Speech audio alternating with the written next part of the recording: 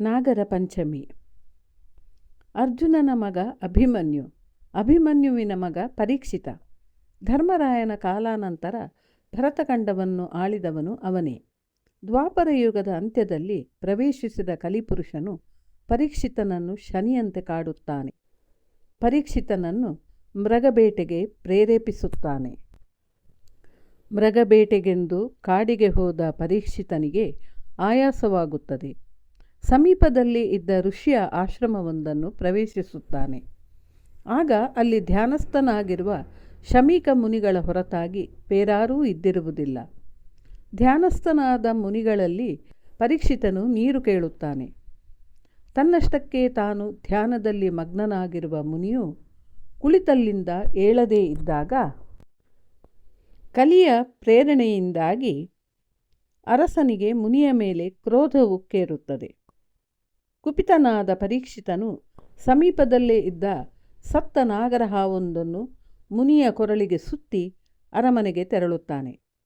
ಆಶ್ರಮಕ್ಕೆ ಬೇಕಾದ ವಸ್ತುಗಳನ್ನು ತರಲೆಂದು ಹೊರಗಡೆ ಹೋಗಿದ್ದ ಶಮೀಕ ಮುನಿಯ ಪುತ್ರ ಶೃಂಗಿ ಮುನಿಯು ಸ್ವಲ್ಪ ಸಮಯದ ನಂತರ ಆಶ್ರಮಕ್ಕೆ ಮರಳುತ್ತಾನೆ. ತಂದೆಯ ಕೊರಳಲ್ಲಿದ್ದ ಸತ್ತ ನಾಗರ ಹಾವನ್ನು ನೋಡಿ ಆತನಿಗೆ ವಿಪರೀತ ಕೋಪ ಬರುತ್ತದೆ. ಕುಪಿತನಾದ ಶೃಂಗಿಯು ಯಾರು ಈ ಕೃತ್ಯವನ್ನು ಮಾಡಿದ್ದಾರೋ ಅವರು ಇನ್ನು 7 ದಿನಗಳಲ್ಲಿ ತಕ್ಷಕನಿಂದ ಕಚ್ಚಲ್ಪಟ್ಟು ಮರಣ ಹೊಂದಲಿ ಎಂದು ಶಪಿಸುತ್ತಾನೆ.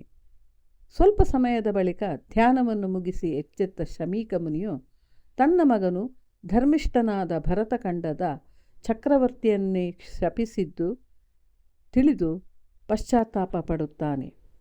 ತನ್ನ ಶಿಷ್ಯಂದಿರಲ್ಲಿಯೇ ಓರ್ವನನ್ನು ಪರೀಕ್ಷಿತನಲ್ಲಿಗೆ ಕಳುಹಿಸಿ ಆತನಿಗೆ ತನ್ನ ಮಗನ ಶಾಪದ ವೃತ್ತಾಂತವನ್ನು ತಿಳಿಸಿ ಸೂಕ್ತ ಪರಿಹಾರಗಳನ್ನು ಮಾಡಿಕೊಳ್ಳುವಂತೆ ಸಲಹೆಗಳನ್ನು ನೀಡುತ್ತಾನೆ.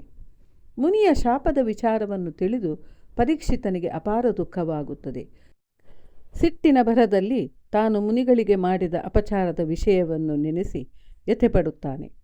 ತಾನು ಮಾಡಿದ ಅಂತಹ ಘೋರವಾದ ತಪ್ಪಿಗೆ ಶೃಂಗಿ ಮುನಿಯು ಶಪಿಸಿದ್ದು ಸರಿಯಾಗಿಯೇ ಇದೆ. ತಪ್ಪು ಮಾಡಿದ ತಾನು ಶಿಕ್ಷೆಯನ್ನು ಅನುಭವಿಸುತ್ತೇನೆ. ತಕ್ಷಕ ಬರಲಿ, ತನ್ನನ್ನು ಕಚ್ಚಿ ಸಾಯಿಸಲಿ ಎಂದುಕೊಂಡು ಸಾಯಲು ಸಿದ್ಧನಾಗುತ್ತಾನೆ. ಆದರೆ ಅರಸನ ಮಂತ್ರಿಗಳು, ಕುಲಪುರೋಹಿತರು, ಪರಿವಾರದವರೆಲ್ಲ ಸೇರಿ ಪರೀಕ್ಷಿತನನ್ನು ತಕ್ಷಕನಿಂದ ಉಳಿಸಲು ಪ್ರಯತ್ನಿಸುತ್ತಾರೆ. ಅರಸನನ್ನು ಒಂದು ರಕ್ಷಿತ ಗೃಹದಲ್ಲಿ ಇರಿಸಿ ಒಂದು ಹುಳುವು ಕೂಡ ಒಳಗೆ ಪ್ರವೇಶಿಸದಂತೆ ಭದ್ರವಾದ ಕಾವಲನ್ನು ಇರಿಸುತ್ತಾರೆ.